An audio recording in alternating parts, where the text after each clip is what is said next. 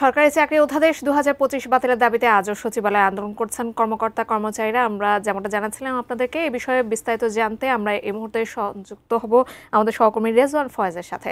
রেজওয়ান, আমরা দেখেছি যে কর্মকর্তা কর্মচারীরা যে হুঁশিয়ারি দিয়েছেন সবকিছু বন্ধ করে রাখবেন, একটা কঠোর হুঁশিয়ারি তারা দিয়েছেন, এবং এই দাবির পরিপ্রেক্ষিতে কিন্তু বেলা ২টায় সচিবালয়ে বিক্ষোভরত কর্মচারীদের সঙ্গে আইন উপদেষ্টা একটা বৈঠক হওয়ার কথা রয়েছে।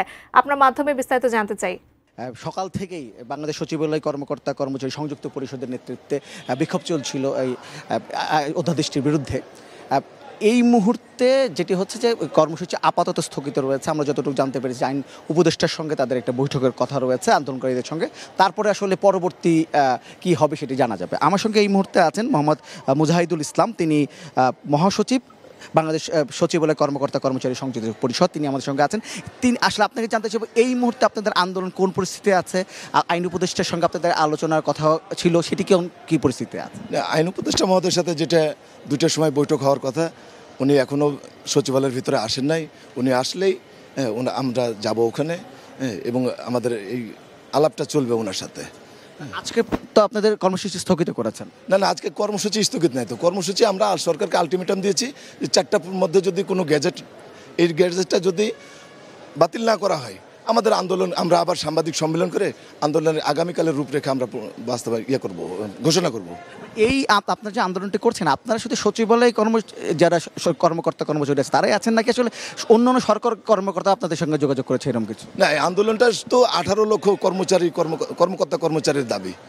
এখন আমরা মূলত সচিবালয়ের ভিতরে এই আন্দোলনের সীমাবদ্ধতা নাই।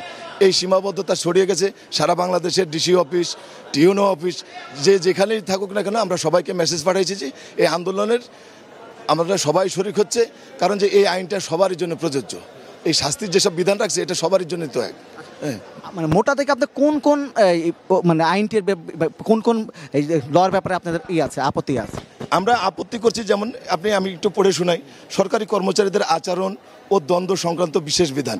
এই আইন বা এই আইনের অধীন প্রণীত বিধিমালায় যাহা কিছু থাকুক না কেন, যদি কোনো সরকারি কর্মচারী এমন কোনো কাজে লিপ্ত হন যাহার অনুগত্যের সামিল বা যাহা অন্য যে কোনো সরকারি কর্মচারীর মধ্যে আনুগত্যের সৃষ্টি করে বা শৃঙ্খলা বিঘ্নিত করে বা কর্তব্য সম্পাদনে বাধার সৃষ্টি করে, অথবা অন্যান্য কর্মচারীদের সহিত সমবেতভাবে বা এককভাবে ছুটি ব্যতীত বা কোনো যুক্তিসঙ্গত কারণ ব্যতীত নিজ কর্ম হইতে অনুপস্থিত থাকেন বা বিরত থাকেন বা কর্তব্য সম্পাদনে ব্যর্থ হন, অথবা অন্য যে কোনো কর্মচারীকে তাহার এটা বুঝতে পারছি যে এই মূলত এগুলো নেই। হ্যাঁ, এখন ধরেন যে আপনাকে আমি ডেকে চা খেতে যাব, আমার কর্মকর্তা যদি আমাকে না পাই, তাহলে এই আইনের ভিতরে যে জিনিসগুলো রাখছে তাকে আমাকে নিম্ন বেতনে নামিয়ে দিবে।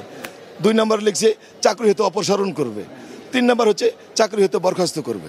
তো আমি যদি এখন টয়লেটে যাওয়ার জন্য কি আমার স্যারের অনুমতি নিয়ে যেতে হবে?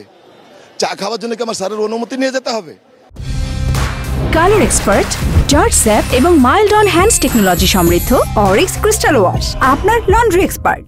তো ওনাদের হাতে তো ক্ষমতা আছে, কলমের জোর আছে। তো এখন সেটা করবে কেন? প্রচলিত আইন যেটা আছে 40 বছর ধরে চলছে, সেই আইনই তো আমাদেরকে শাস্তি দিতে পারে। তাহলে নতুন করে এই কালো আইন জারি করার অর্থ কি? আপনারা বাতিল চাচ্ছেন না সংশোধন চাচ্ছেন? আমরা বাতিল চাচ্ছি, যে প্রচলিত যে আইন আছে সেটাই তো বলবৎ থাক, এই আইন বাতিল করো। আজকে যদি আত্মপক্ষ সমর্পণ করার সুযোগ নাই। এই যে আইনটা প্রণয়ন করছে, এই আইনে আগের যে প্রচলিত আইন আছে সেই আইনে আমাকে যখন বাধ্যতামূলক অবসর দিবে বা চাকরি থেকে অপসারণ করবে, সেখানে আমার কোর্টের আশ্রয় নেওয়ার একটা বিধান ছিল, এখানে সেটা করে নাই, এটা রহিতকরণ করা হয়েছে। তাহলে এটা আমরা কি এই সরকার কোনো ডিফেন্স প্রশাসনে চাকরি করি? আমরা তো চাকরি করি সিভিল প্রশাসনে। আজকে যে পরিমাণ কর্মচারীরা এসেছিলেন, আরও তো অনেক কর্মচারী অফিস করেছেন, তো তারা কি আপনাদের সঙ্গে আছেন? সবাই আমাদের সঙ্গে আছে, 18 লক্ষ কর্মচারী আছে। এখন বিশেষ করে সবাই তো আর একটা দাবির সাথে নামে না, যার যেমন, তবে আমরা মেজরিটি পার্সেন্ট সবারই সমর্থন নেই, আমরা মাঠে আছি। আপনার কাছে কি মনে হচ্ছে সরকার হঠাৎ এমন একটা আইন কেন করতে গেলে? এই আইনটা তৈরি করার পিছনে যেসব যুক্তি আমরা পেয়েছি বা যাদের ইন্ধন আছে, যেমন ধরেন যে আমরা এই 2 দিনে আমরা বেশ কয়েকজন উপদেষ্টা মহোদয়ের সাথে আমরা সাক্ষাৎ করছি, সচিব মহোদয়ের সাথে সাক্ষাৎ করছি। সবার দিক থেকে একই রেজাল্ট আসছে। তীর হচ্ছে আমাদের মন্ত্রিপরিষদ সচিব সাহেব এবং জনপ্রশাসন সচিব সাহেব, ওনাদের 2 জনের ইন্ধনেই এই জিনিসটা হচ্ছে। তারা তো ফ্যাসিবাদ সরকারের আমলে তো সচিব হয়ে রিটায়ার্ড করছে। এই চুক্তিভিত্তিক নিয়োগের লোকগুলোই এই সরকারকে সহযোগিতা করার বদলে তারা একটা বিশৃঙ্খলা সৃষ্টি করছে। গোলা পানিতে ওই মাছ শিকার করার মতো অবস্থা। একদম শেষ প্রশ্ন, যদি আজকে আইন উপদেষ্টার সঙ্গে আপনাদের বৈঠক হবে, যদি বৈঠক সফল হয়তো হলো, আর যদি ব্যর্থ হয় তাহলে কি হবে?